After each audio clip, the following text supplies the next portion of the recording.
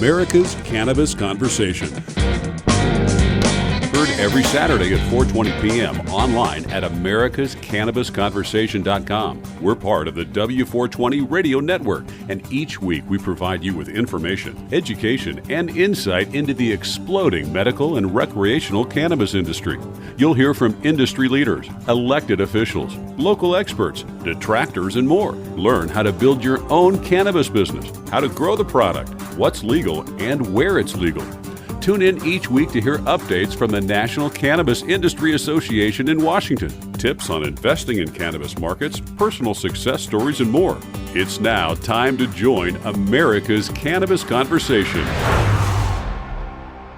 Time now for another intriguing tale on the ever-fascinating cannabis trail with W420 Radio Network's lifestyle correspondent, Rich Walcoff. Hey, cannabis fans, I don't know if you believe in the afterlife, but I think I found heaven on earth right here at Luma Farms, kind of a boutique grow in Penngrove, California, just about an hour north of San Francisco. And we're here with the director of cultivation, the amazing Enzo. You're the botanist, you're the horticultural guy, you're the guru of weed, man. What do we got going on here? This is phenomenal.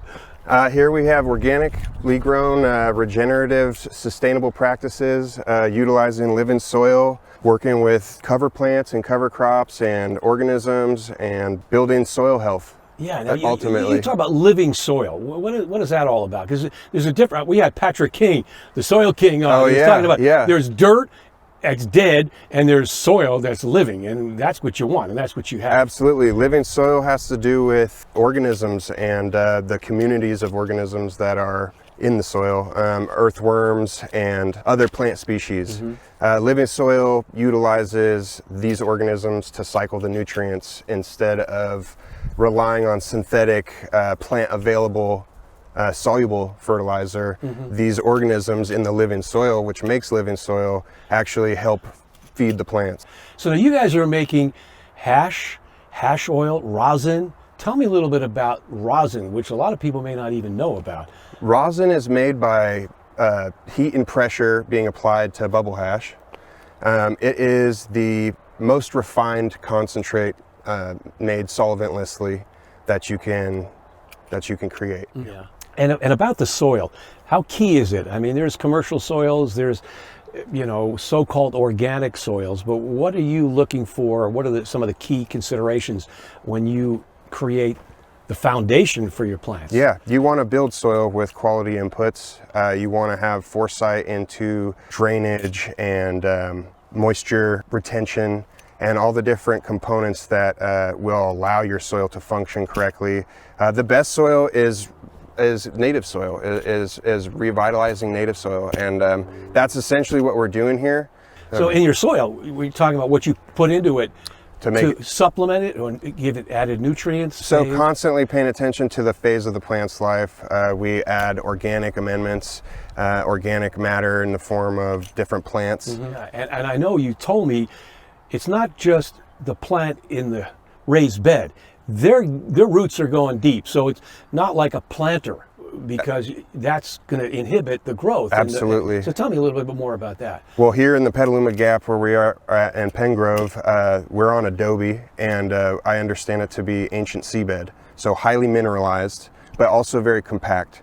So that plays into terroir. Mm-hmm. It's one of the factors that you may or may not be able to have a say in. Mm-hmm. Is the composition of this native soil. So how many different varieties do you have, and are they from clones, from seed? What's the genesis? Right now we have over 70 varieties. That is because we are hunting through some to find something special.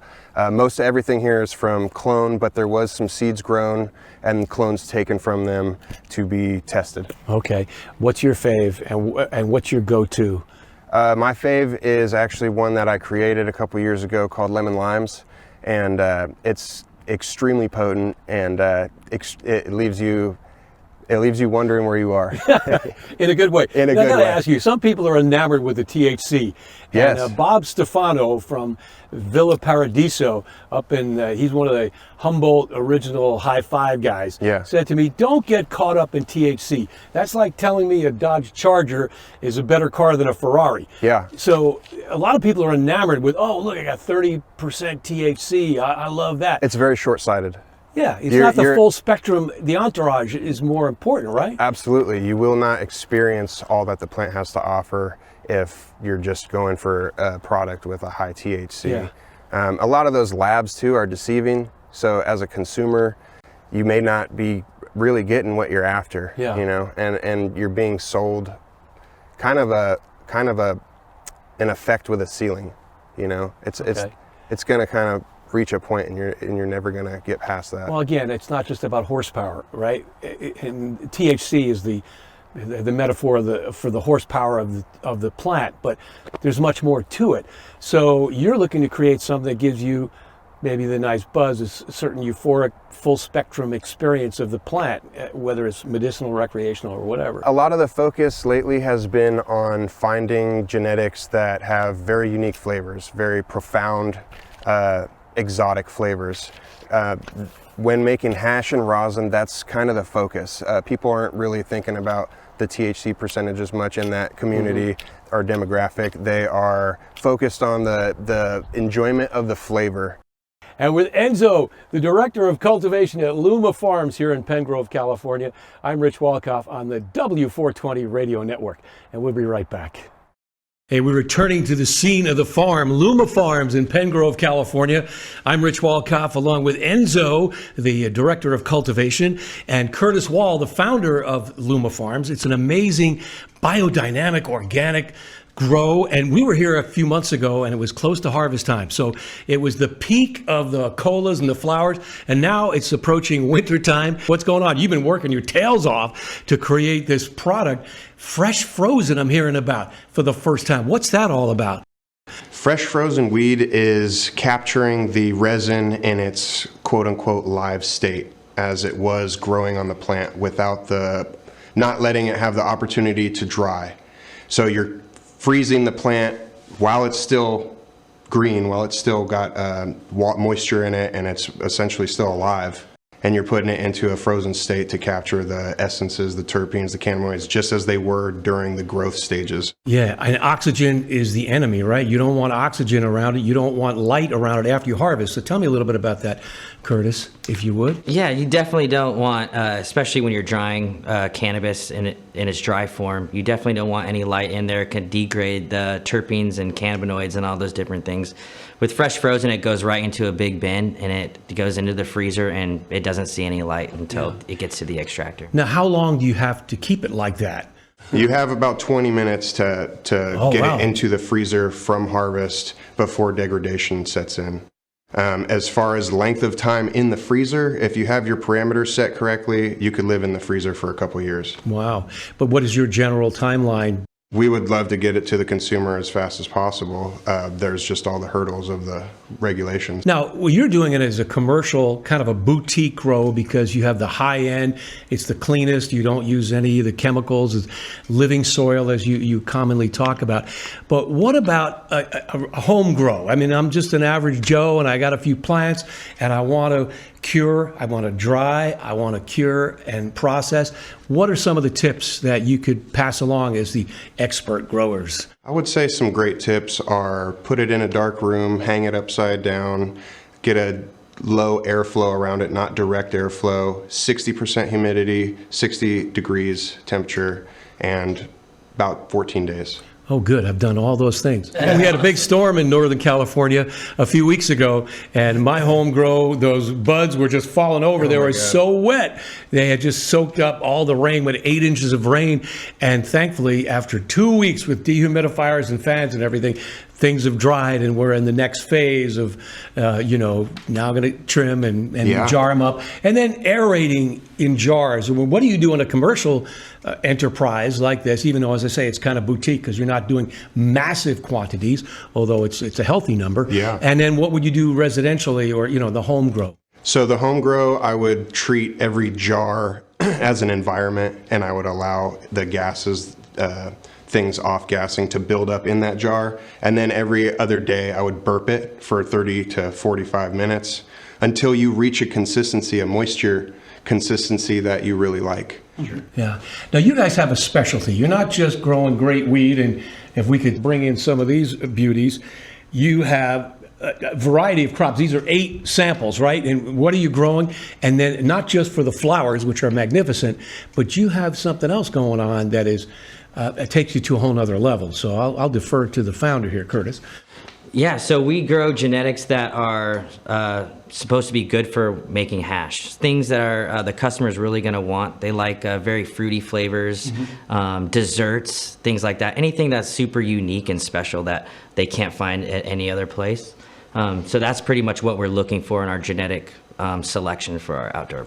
Okay, so when you make hash, now Enzo told us a little bit about this in our first conversation, but part 2, maybe you can expand upon it. Tell us why what you do is so much better and why you do what you do. Well, what we do is we grow cannabis in what we believe is the best way possible. And then we work with the best people in our industry and in our space to make the hash and the rosin. And those people take it from the freezer and they bring it into a cold room. It then goes into a washing machine. It could be hand stirred or it could be machine stirred depending on the infrastructure setup. They then pour that solution through a set of filters, catching the different size glands through all those different filters. Now you take the glands that have been caught in those filters and you put them into a freeze dryer. You effectively dry the glands, remove the moisture without letting them oxidize, without the presence of oxygen, because there's a vacuum on this freeze dryer. So now you pull out your resin and it's in a pristine state. It's white, it hasn't oxidized, it's all heads. And now you have the raw material to press rosin.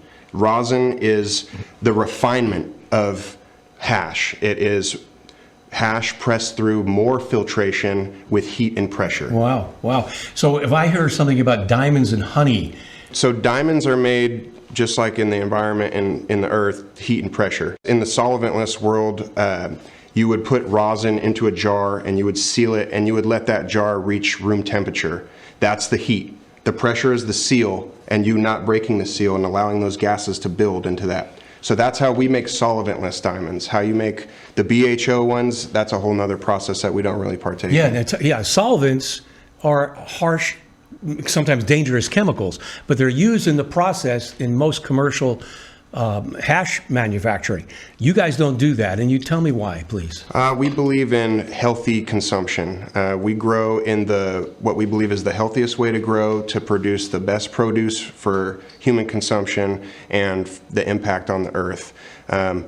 When you use a thing like butane or any of those harsh volatile solvents to extract from a plant, it doesn't go hand in hand with the style of cultivation and the life that we like to live, the healthy lifestyle. State of California and many states have very stringent regulations. So how is that monitored? And are you get that good seal of approval? Do you get that organic, butane-free tag on it when you create your rosin and such? No, they don't offer anything like that. We couldn't even use the word organic on any of our packaging That's up to this unfortunate, date. isn't it? Yeah, it's bonkers. I think that there's something coming along through the pipeline where they're going to start allowing us to use the word organic. Yeah, but think about it. Your process is more laborious and probably more costly and better. The other one is cheaper and more, volume oriented. So if the consumer is left in the dark, I mean, where's the win on that? I don't get it. Yeah, I don't know. For the longest time, I was also left in the dark, kind of being new to the space and seeing the different consistencies and colors that I've never really seen before, because you're able to really filter out a lot of the darker sort of impurities in the flower and in the product. So for me, going to the dispensary, I was like, oh, this is great, But then it's over the past 2-3 years when I've only been smoking solventless strictly, I've really realized the difference going back, trying some of this, sauce or diamonds, or right. It hurts my throat. Right. And I'm not just saying that. No, I bet. It's sort of like when you get black market weed where you don't know what chemicals were put in to the process of growing it, whereas if you get it from a dispensary, you know it's authenticated in terms of that aspect of it. But the fact that they don't distinguish between what you're doing and the chemical infused or created hash and rosin is really baffling, as I say. So guys, I tried that, and man, it is freaking awesome. And it's smooth, it's clean, it's a really sweet high, and I just think you guys are killing it. By the way, we're in a studio that will rival anything I've ever been in. I mean, this is like Hollywood comes to Northern California, man. This is awesome. You've got state-of-the-art, everything going on, and I don't know about many grows that have a setup like you do here at Luma Farms.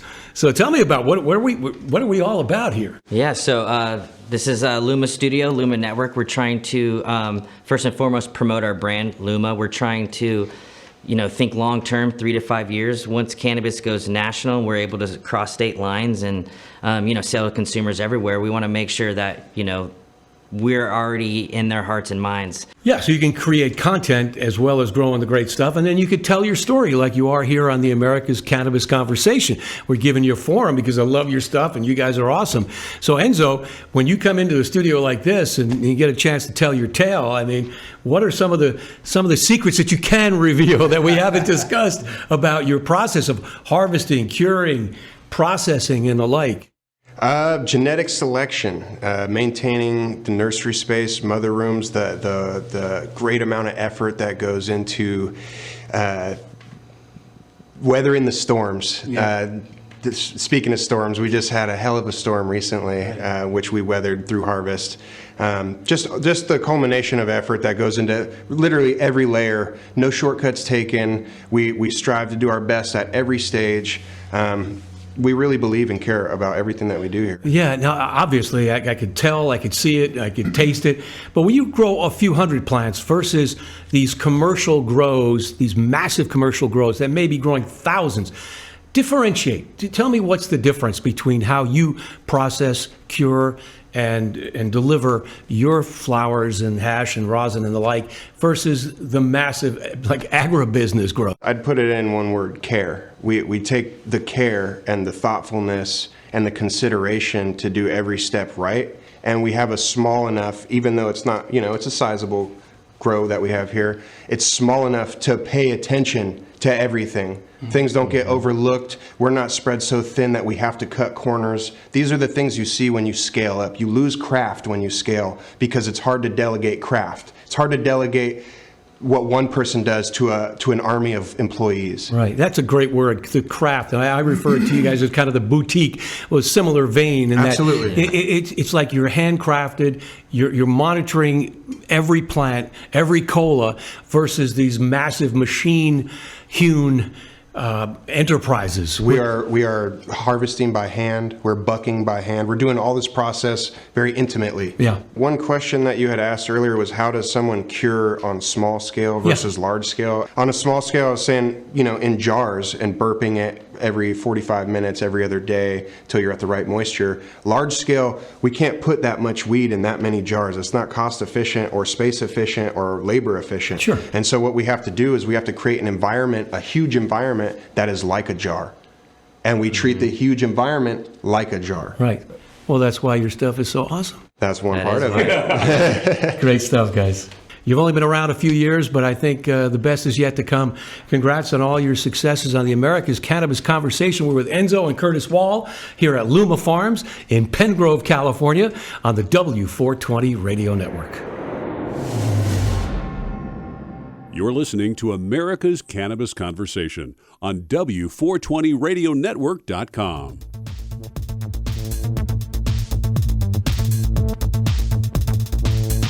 Are you interested in learning more about cannabis? Have you thought about starting your own cannabis business but don't know how? If so, we invite you to join the Cannabis Conversation with other people like you who are looking at the exciting opportunities in this exploding business. Listen to America's Cannabis Conversation. You'll hear from industry experts and get insights into the cannabis industry. For archived shows and for more information, log on to americascannabisconversation.com.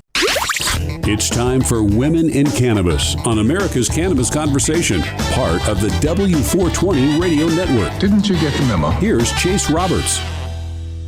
Welcome back to the conversation. This is Chase Roberts, Women in Cannabis correspondent for the W420 Radio Network. It is a pleasure to introduce Penny Cook, Acting Chief Operating Officer and Advisor of Lemonhaze. Lemonhaze is a B2B cannabis events company. Penny, welcome. Thanks for being here. How are you? Thanks for having me. I'm great, Chase. Happy to be here. We're really happy to have you. I always like to start at the beginning. Can you tell me a little bit about your life? Where did you grow up? Where did you go to school? Oh, sure. So I actually grew up in Philadelphia. I'm an East Coaster at heart. Love it. I went to school at Wesleyan University in Connecticut. And after I graduated, I realized I could be unemployed in the city of my choice and decided to get in my car with one of my college roommates. And we drove around the country for a month and ended up in Seattle. And I had never lived on the West Coast. I thought it would be a great adventure for 6 months or so. And I had planned to go back to the East Coast and, in either Boston or DC and get a real job like everybody else. And that was over 25 years ago. And I'm still here in Seattle. Love it. That month sounds like it was probably a pretty pivotal month in your life. Yeah, it was amazing. I mean, I can't imagine going back and doing that now, but really seeing the whole country and having some time to really think about what was next after college was great. And then ending up in a place like where I really found community and I found industry and learned about the whole startup culture that the West Coast has. And I really, I became part of it and I fell in love with it. And I think that's a lot of what feeds how Seattle has been in the forefront of the cannabis industry and how I got into that in the first place. I was going to ask you, did you ever imagine you would be in this industry? Not at all. Not at all. And no one ever does. No one ever does. Right. I think growing up and through college, I was part of, the generation that was fed the stigma that marijuana was a drug and you should stay away from it. And thank goodness I'm in a forward-thinking place where I really got to be re-educated pretty quickly in understanding that it's a great tool for wellness. Absolutely. We're going to go into all the benefits. And I just want to mention really quick to our listeners that you also are the Chief Operating Officer at Zonin. Can you tell us a little bit about that as well? Zonin CBD. Yep. Zonin CBD is athlete founded. So we're part of a professional athlete network that produces CBD products for athletes and active adults to perform better, to recover more quickly, to gain more mental focus, and really promote an overall healthy, active lifestyle, which is something that, cannabinoids are amazing things. And we're really at the very beginning of learning what cannabinoids can do to help promote wellness in our bodies. And there's a lot to be said for cannabinoids like CBD and THC helping us relax and sleep. But there's a lot of research going on now, and a lot of people are taking this to actually perform better during their day. I think the NFL is actively right now trying to pursue that research. Yep. If I got that correct. Yeah. And I'm really happy about that. And I noticed you serve on the board of commissioners for Seattle sports. Is that directly related to your work? So I did. I'm not a commissioner at this point, but no, those were all, that was kind of a coincidence in my professional career, but it is where I met a lot of the folks that I work with now, Zonin CBD, and a lot of the contacts that are relevant to Lemonhaze as well. And, it's great to be part of organizations that promote community and healthy lifestyles. And that's one of the reasons why I was so passionate about being part of the Seattle Sports Commission, because it was not just professional sports, but it's sports going all the way down to getting youth involved, getting communities involved. How do you build positive community around things that make people healthy? And there's so much in common that has with the cannabis community. Absolutely. And tell us about Lemonhaze. I find it very interesting. Lemonhaze provides first-class events for businesses in the cannabis industry. And you have several different kinds of events. Can you tell us a little more about the mission of Lemonhaze? And maybe we could go one by one about the events you guys do? Sure. So our mission is really to help the cannabis industry grow, and by providing connections that haven't been made available to the cannabis industry through, normal means. Yeah. Right. So instead of, trade shows are great and they help people get a sense of the larger picture of what's out there. We throw very small boutique focused events that take that trade show and really boil it down to the people who are there are the people who need to meet each other to grow their businesses in the industry. So for example, our virtual upfronts, we connect brands and buyers in an online kind of speed dating format where we get, a whole bunch of retailers to log on and a whole bunch of brands buy into it. And we set up meetings one after another at a 15-minute clip where they all get to meet each other. So there's no, kind of back and forth. When are we going to talk? The brands driving around to different retailers or trying to get in touch with the buyers. We put them all in one virtual spot where from the comfort of their own store or their own production facility, they can meet. And the outcomes of those, we see lots more business going on than leaving everybody on their own to try and connect and get those products in retailers and then in consumers' hands. That's so necessary. And especially with the ongoing COVID stuff. I mean, this is so valuable. It's direct, it's effective. I think very necessary. And I'm sure so many good business partnerships happen out of that. And you guys also have bud tender parties. We do. Our bud tenders first events are kind of the bread and butter of who Lemonhaze is. It's where we started throwing events, and it's for the most important people in the cannabis industry, really are the bud tenders. And making them the VIPs at these events, it really is recognizing where the most important decision making happens in cannabis, and it's at the counter where the consumer is making that purchase. So we throw these parties where hundreds of bud tenders show up because we're connected to them and we have ways to get to them in every region that we're in the country. And they show up at these great parties. There's food and there's drink, and then all of the brands that we have in our network come and set up booths where there's information and there's engagement and fun things for them to do. And through our surveys, we understand that bud tenders are over 70% more likely to recommend a product that they were educated about at one of these events than they are to recommend something else at the counter with a consumer. Now, what is your vetting process? Like if a listener is part of a company and is like, oh, I want to be there, can people just go to your website and apply or contact you? How does this process work?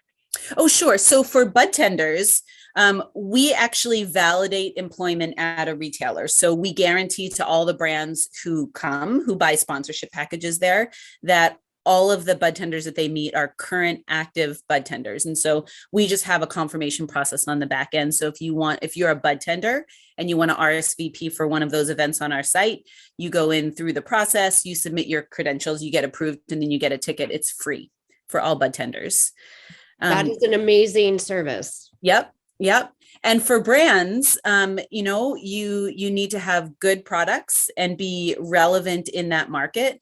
And we love to help brands that are just starting out We love to connect with women and people of color owned brands. And we love to connect with the brands out there who are also well established and well loved. All of those things are really relevant to the consumer, and the bud tenders really love to connect with all of them. So anybody who's out there who is putting product in their local cannabis retailers really should be at one of these bud tender parties to connect with bud tenders. And they really get to talk to, depending on the size of the event, 200 to 500 bud tenders in one evening. Wow, that's huge. Yeah. That's really big. Yeah. And Chase, more than anything, every one of these events that we throw also is really fun. Everybody has an amazing time. I mean, if not just for the business aspect of it, but people come back because it's just an amazing time to be had. I mean, it's something that I think is really essential to the industry, that we all have fun doing Absolutely. What it is that we do. And so, there's food, there's music, there's consumption, and really networking with the people who care about things you do. And it's always an amazing crowd. And the bud tenders, I have to say, are the most fun people to throw a party for. I believe that. And do you know when the next one is? Is there something lined up? Actually, yep. The next bud tender party is tomorrow night in Spokane, Washington. Okay. Yep. So on February 4th, and then on February 6th, there's a bud tender party in Seattle, Washington. And then in 2 weeks, starting on February 16th, there are bud tender parties in Oakland, California and San Diego, California. And I would say check the website for dates, because we're adding more all the time. We're going to be all over the country this year. Can you let our listeners know the website to go to check the schedule? Oh, sure. It's lemonhaze.com. So lemon like the fruit, haze, HAZE.com. And what is the story behind the name? Is there a story behind the name? There's really not that much of a story. It's the name of a strain that everyone in the company was a fan of. And we love to lean into the lemon part of it. It's a little kitschy and fun, and it appears at every one of our events. And that's it. It's connected to the industry, and it kind of showcases that fun, quirky feeling that we have at all of our events. The fact you found a strain that everyone agreed upon, that in itself is a feat. Yeah. Right. Yeah. And I know you guys do executive golf classics. You had your first one in October. How did that go? Yeah, actually, we ran a series of them in 2021. And we were pleased and amazed at the response to them. So our founder, Brian Yager, is and always has been an avid golfer. And he's also really astute at listening to what this market needs and responding to it. So in the middle of the pandemic, there wasn't much that we could do in terms of events in person. And something that he was doing to stay connected to the cannabis network was he would go golfing with people, because it's outdoors, you can stay safely socially distanced. And more executives were contacting him saying, hey, I want to golf with you. I want to talk to you too. It was a place to network. It was a place to come together with other people. People were starting to request other people to golf with him. And then sponsors were like, hey, how much can I pay to get in and buy you guys a round of golf, or buy you guys a round of drinks? And all of a sudden this turned into an event. Hey, let's invite these executives who want to be part of this. And then sponsors can come in and network with them. And so we had our first. How big are these groups? So for a whole tournament at this point, we have between 120 and 140 golfers, and those are all those are mostly made up of brand executives, both C-suite executives, VPs, and directors from cannabis brands, and some ancillaries as well. Do you feel comfortable mentioning some of the brands that have participated? Oh, sure. I mean, really, I would say all the big national names you could think of. We've had people from Cookies and Cresco Labs, GTI, Wild, Curaleaf. And then as we go regionally, we also are able to include, and it's most important to us, to include the local brands, brands that are up and coming, brands that need to be connected, and also some brands that are already established regionally. So we like to have a good mix of the MSOs, the big national brands, and what's happening regionally, because we really honor that as we go into a city or a region with these events.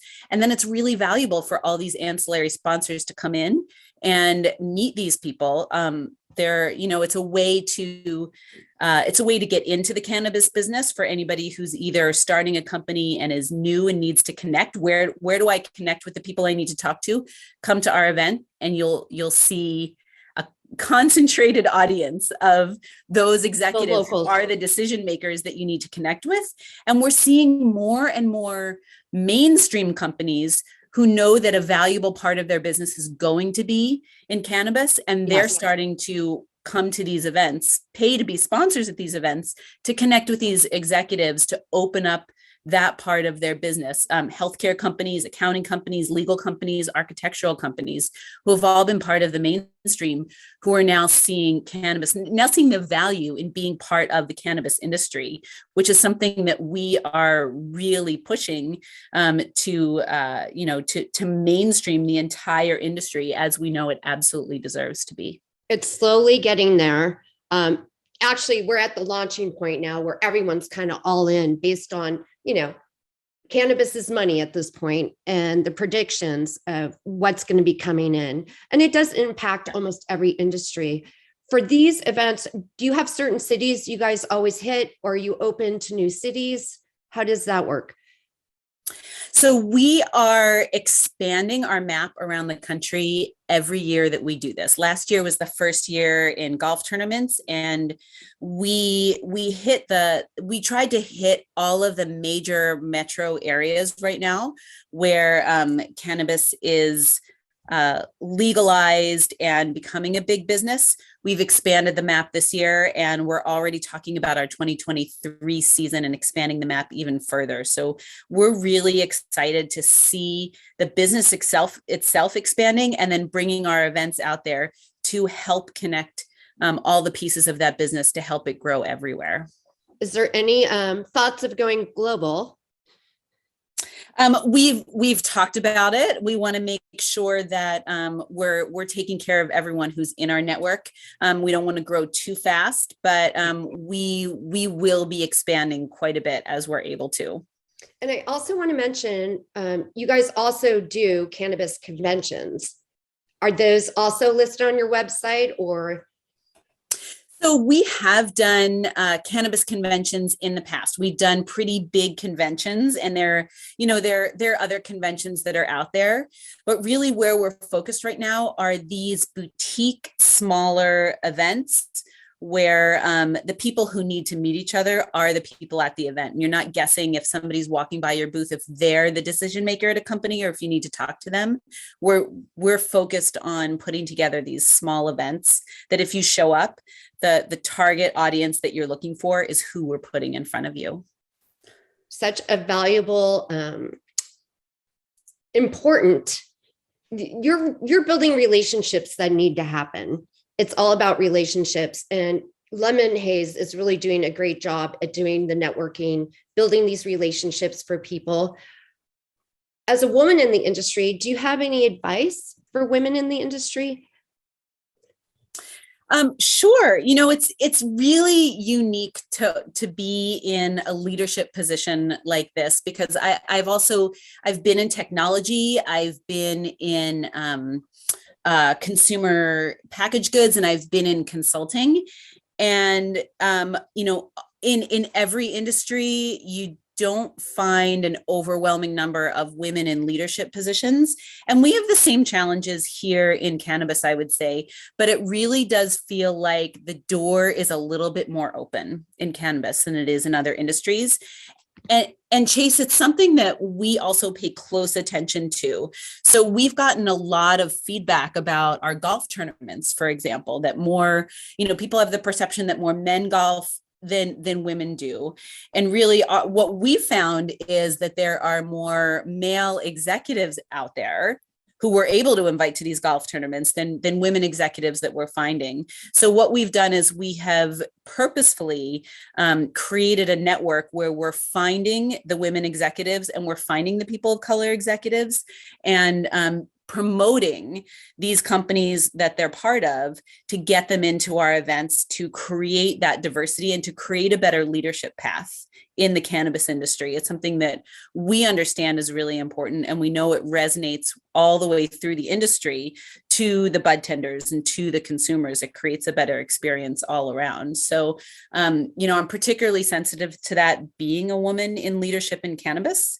And something that we want to do is we want to make sure that that door is wide open for all. Fantastic that you guys are taking the time to make sure that's happening. Absolutely. It's really important to us. And we know that it's important in the ultimate success of the industry. Absolutely. Well, Penny, I can't believe this. Our time is out. I want to really thank you for being here. If you missed any of this great interview with Penny Cook, you can go to W420radionetwork.com and click on the archive section to listen to this and other great interviews. And we'll be right back. America's newest and fastest growing cannabis-focused radio network is expanding across the country and looking to add to our sales and marketing team. America's Cannabis Conversation offers listeners insight and information on the exploding world of cannabis. It also gives advertisers the opportunity to reach a hyper-targeted audience, literally neighborhood by neighborhood, in markets all across the country. We're looking for a few motivated individuals that want to essentially run their own local business. To learn more about this exciting opportunity or to apply, visit americascannabisconversation.com. Welcome back to America's Cannabis Conversation. I'm your host, David Katzmire. We have a very special guest with us today, Larry Sharpe. Larry Sharpe is an independent candidate for governor of New York, representing the Libertarian Party. He has endorsements from Andrew Yang's Forward Party and United NY. He has already registered an uptrend in polling data, and the momentum continues. You can find out more about Mr. Sharpe's campaign at LarrySharpe.com. Sharpe is spelled with an E on the end, so that's LarrySharpe.com. Our conversation on cannabis today will be a rich one, as cannabis has been in the forefront of state legislation and a boom to many economies. New York State's laws have gone through changes recently with legalization of recreational marijuana for adults 21 and older. This moves New York towards the creation of a potential $4.2 billion industry that could become one of the nation's largest markets. That's why we are glad that Larry Sharpe agreed to come onto the program to talk about what this could mean to New Yorkers now and moving forward, and maybe take a review of how things have been done so far as we're getting here. Joining me also on the conversation is my colleague and occasional co-host, Mitchell Rabin of A Better World Media. Mitchell hosts his own program called A Better World on Manhattan TV and his widely circulated podcasts, all of which you can find at abetterworld.net. So, dear listeners, my co-host Mitchell Rabin and I welcome New York gubernatorial candidate Larry Sharpe to the program. Mr. Sharpe, welcome to the show, and thank you for joining us today. Thank you for having me. I appreciate it. Well, to begin, Mitchell, I know that you're very much involved with the cannabis changes that have been going on, and I'm sure you have some questions for our guest, Larry Sharpe, today. So why don't you begin, introduce yourself, and begin with the conversation and some questions. Mitchell? Okay, Dave. Thanks very much. The name, correction, is Mitchell Cannabis Rabin, by the way. Larry, you said something prior to our getting on the air that you are pleased that New York State is getting to where it is, that it is progressing along the path, and you're grateful for that, but you also think it's doing it all wrong, if I may quote. So if you would, enlighten our audience. Let us know. What is it that you think needs to be done from what is being done currently? When I ran in 2018, I wanted to legalize cannabis in a very specific way. I was kind of joking, but I wasn't. I was out in Western New York when I was having this question, and I said, we should regulate cannabis like onions. That's what I said, because in Western New York, we grow onions. So I thought, you know what? That's how we should regulate, like a plant. Just make it 18 years or older to purchase it at retail. Otherwise, it's a plant. Just take whatever the rules are for onions or carrots, scratch out the word carrot, write the word cannabis, law done. That is what I wanted to do. And you may think I'm joking. I'm actually not. And the reason why I say that is, it is a plant. What we've done is we've made it to where it isn't really going to help New York the way it could. Imagine if we actually did what I said. Now, all of a sudden, farmers, local farmers, can grow craft grows. We would support local small businesses and local small farmers. Will that work in New York State? We already have an example of that working, and that is when we decided to deregulate a little bit when it came to wine and beer. And we had a huge increase in breweries and wineries across New York State. Entrepreneurism came up. People were able to grow their own businesses and grow their jobs.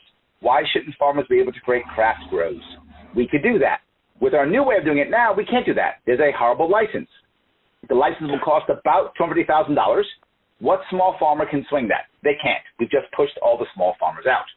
Not just that. If you actually have it to where it's like a plant, there are lots of New Yorkers who have constant pain, and they're not able to hang out with their family and friends and live their best life. Well, what's their option? Option number one is they use an opioid.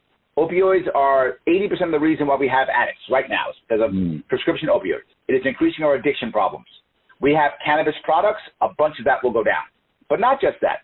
Some people can't afford it. Guess what? Grow your medicine in your backyard if you need to. I don't mind. Let's have some happy New Yorkers. What I would have happen to me often is somebody would come by and say, hey, Larry Sharpe, I hope you win. And I'd say, why? This would almost always be an older woman. You say, because I have chronic pain. And right now, I have to send my son or my daughter to go out and buy my cannabis. I don't want them going to jail. So the other option is suffer. That's not a good answer. I'm not okay with that. But I'm still not done. I had a joke, which was like the Obama joke for Obamacare. He said, if you like your doctor, keep your doctor. What I said, if you like your dealer, keep your dealer. If your dealer can grow whatever they want, they simply go down to the office and say, hey, I want to have an LLC, and now they become the same dealer. They just pay their taxes now. So we get regular taxes, you keep your same dealer, everybody's happy. Addicts now also, because, as you know, cannabis also helps people who are withdrawing, dealing with withdrawing symptoms. Now that begins to go away. We've lost those four for this new style in New York State, which has an Office of Cannabis Management. How insanely stupid is that concept? Cannabis has been in the black market for at least 100 years in the United States, and the exact number of deaths from cannabis are 0. So now that we're going to make it legal, now we have to have a regulatory body? How dumb is that? Right? We already have a regulatory body for vegetables. Use that same regulatory body for cannabis. No need to add extra one. Why would you add an extra one? For only one reason. So you can ensure that all the licensing can go to your friends. This is a corruption situation. It's a way that we can have patronage and people who will give their friends the licenses, and the license will cost hundreds of thousands of dollars, and the people who will make money on this will be large real estate companies and permanent capital. That's who will make money in my state, not the farmers, not the people who need pain, not the people who are small-time dealers, not addicts. The people who make money are cronies, large real estate companies, and permanent capital. That's why I'm against it. We used to have an expression, tell it like it is. And man, that is straight, simple talk, and it puts so much in a nutshell. Mitchell, I want to come back to you in a second, but I just wanted to say, you succinctly put into a brief message what so many people have been saying. Let me bring up the case in California. A lot of growers, the number one complaint amongst them all is that by the time they get done with paying regulation fees and taxes, that they are barely eking out a margin. And some of them are considering if they're even going to stay. But when you talk about the simple solutions that you're presenting here, man, that cuts all through that. Not only does it cut through, but there's no harm, right? If this was a harmful substance, then I could see why somebody would be afraid. But we have literally a century of data, and it is not a harmful substance. So there is no requirement for it, is my point, right? So you're gaining nothing by creating the regulation, and you're saving nothing by not having it. There's no benefit doing it except for cronyism. And I'll go one step further, though. It also ensures there will be a black market, and that's also the goal, because creating a black market ensures government can have law enforcement, which includes fines, fees, and civil asset forfeiture. Not only that, they can now save us. The government wants this. The government does very well. Whenever government creates policies, it always supports two groups of people, the very wealthy and the black market. Those are the two it always supports. The very wealthy give it money, and the black market allows to control the weak. So that's why they always do it. And if you look in California, as you said, the black market is still strong. If you remember this story, I'm sure you remember it. There's a bunch of Northern Californian farmers who were on the black market, creating cannabis products. So the larger legal people went to the cops and said, hey, these black market guys, they're taking our money. They're do something. So, of course, California, the smart thing is, you know what? Let's lower taxes and lower regulations so that everybody can be fair. No, I'm kidding. Of course they didn't do that. They'd never do that. What they did instead was they sent the cops to go in to seize everything, and then they paid a vendor to burn the product. That's what we're doing in New York. And then they got their friends to gather around the burning. Yeah, well, because their cronies were the companies who burn it. So the cronies got government contracts to burn the product. Yes, and the black market's still going strong over in California because they're underselling the growers without having to pay regulation and taxation and everything like that. So all these points are corroborated by so many people who have come onto the program, and simple solutions are always the best. Mitchell, what do you think? Yes, well, Larry, what can I say? You're very sharp. You're really very sharp. Every day. You have hit the nail on the head of understanding the larger political arc, if you will, of the way government works, or I should say dysfunctions on behalf of the people, which is really hardly at all. So I love your democratization, if you will, of the potential business. I love the idea of everyone growing their own medicine in their own windowsill, as it may be, or backyard. That's the way things have always been with all herbs. Why in the world should this be an exception? Recently, all the issues in Manhattan have nothing to do with cannabis. Recently, what they have to do is with the lockdowns and the unhappiness within New York State. The COVID lockdowns, the black market that has occurred, not only in weed, but also in fentanyl, also in labor, also in products and services, in all those things, that's been the damage that you're speaking of specifically. That's been the idea of laying off people, now stores that are now locked out, people not being able to get their help for being addicts, people not being able to get their help for mental illness. Those are all the issues. The fact that it became legal is just happened at the same time. It's coincidence. What do you foresee being the right treatment of people who may be enjoying cannabis or even using it for pain control but then get behind the wheel? What is the means by which we can speak to that issue and endangering the lives of pedestrians? I think there are two things that we deal with. The first one is we already have laws about that, right? There are already laws against driving under the influence, right? Those laws should exist also for cannabis. The issue we have to do is we literally do this. It's grossly simple. And business, in this case, will take advantage of it. Simply let business know, hey, we have to find a way to test for cannabis in the bloodstream. We don't know how. And we will create a very simple thing. If you provide us with a way of doing it, we will buy lots of these machines. Yeah. And they will, right? We bought breathalyzers. That was for alcohol, right? We will buy these machines, whatever those machines are. Do that, and then what will happen? Companies will go, wait a minute, we can make a bunch of government money. Boy, do companies love guaranteed government money. Of course they do. But not just do companies love it, banks love it. They love to loan to companies that are going to get guaranteed government money. So once you say, we are going to do this, this is going to happen, here's the date when it's going to happen, I guarantee you will have 2, 3, or 4 options of companies coming by and saying, here is how you test for cannabis. And then you go through and you find the answer. Is there a percentage? Is there a blood cannabis alcohol content? I don't know what that is. I'm making this up. I have no idea. But that thing will happen. Whatever is the thing, we'll create. And to be forward with you, we'll probably screw it up front. We probably will, because we won't know any better. But over the course of time, we'll get better. We are much better with drunk driving than we've ever been. We screwed up earlier. We're getting better, and we will get better with this too. So in short, you're really saying to follow the protocols and the laws and regulations that are already in place with in respect to alcohol. I think that makes a lot of sense. Yes, the structure and is already I don't know in the place. Details. I don't know the details of how one tests the level of, how high are you. I don't know how one does that. But I don't have to know that. It's not required. People do know that. We'll figure it out, and we'll work from there. That will instigate innovation, as you're suggesting. Yes. Which I innovation, once we have the leadership to do so. You're putting things simply again, and they don't have to be that complicated. Just things that affect us on a wide scale and have a big impact don't have to be complicated when it comes to legislation. Mr. Sharpe, would there be major obstacles into bringing a bit of reform and change? What kind of an uphill battle would you have with the New York legislature getting these things simplified in a way that's good for us all?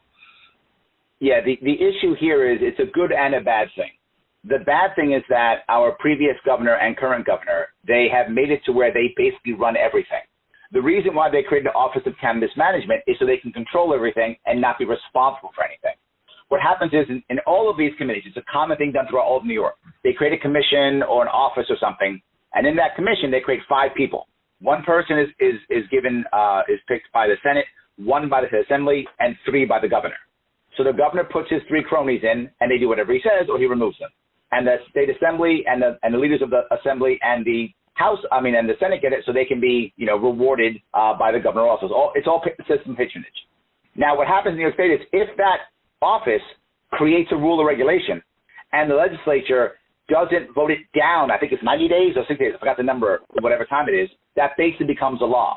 That's unconstitutional, but that's how New York State does it. So now when it happens, there's no recourse. In other words, the legislature didn't do it. It's not a law, so you have no recourse. They make a rule, you're screwed. That happens throughout all of New York State. That's the bad news. The good news is if I'm the governor, I just change them. None of them are laws. That's the rule. I just go, okay, you 3 guys are fired. Here are my 3 people. I'm going to put David and Mitchell on. They're going to change the rules, and we're done. So it's bad that we have this system, but it is also good for change. So if I'm in charge, I just put my people in there, and I change it back. And literally we just make the rules. The rules and regulations aren't set yet. The Office of Cannabis Management will do the details.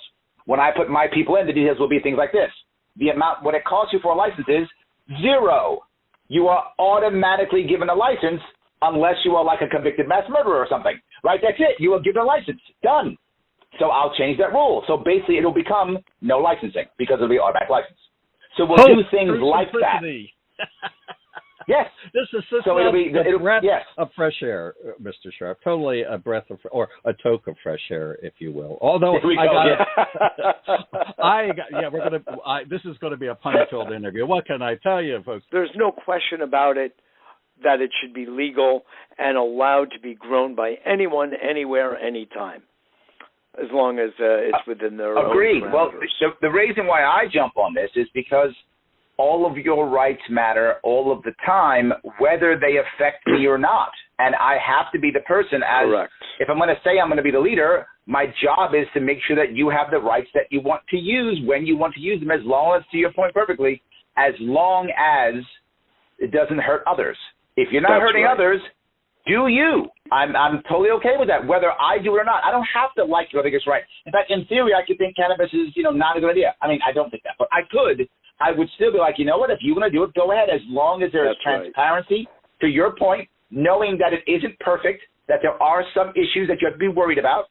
Let that be obvious, and you know it, and you make a decision how you see, appropriate. Amen. Spoken like a true libertarian. I appreciate that. Absolutely. I think some of our listeners are going to be very enthused with what you're saying about what you're saying here as a candidate about cannabis. So with this conversation continuing and this way of looking forward, I think that the world of cannabis has some hope of not just changing and legalization in itself, but considering how we change, how we legalize. Yes. And we're learning from experience and from your insights and forward looking on this. Mitchell, is there anything you wanted to add to the topic before we bring it to a close? I am grateful that, Larry, you have taken on such an enormous task. I really am. I think it's great. Larry Sharpe, candidate for governor in New York, and Mitchell Rabin, co-host from A Better World Media at abetterworld.net. Gentlemen, thank you. And to the listeners of America's Cannabis Conversation, keep looking forward and keep your ideas fresh. This is David Katzmire signing out for W420 Radio Network. Thank you. Thank you for taking part in America's Cannabis Conversation. To hear this show in its entirety or to hear any of our archive shows, log on to americascannabisconversation.com and tune in for the next installment of America's Cannabis Conversation.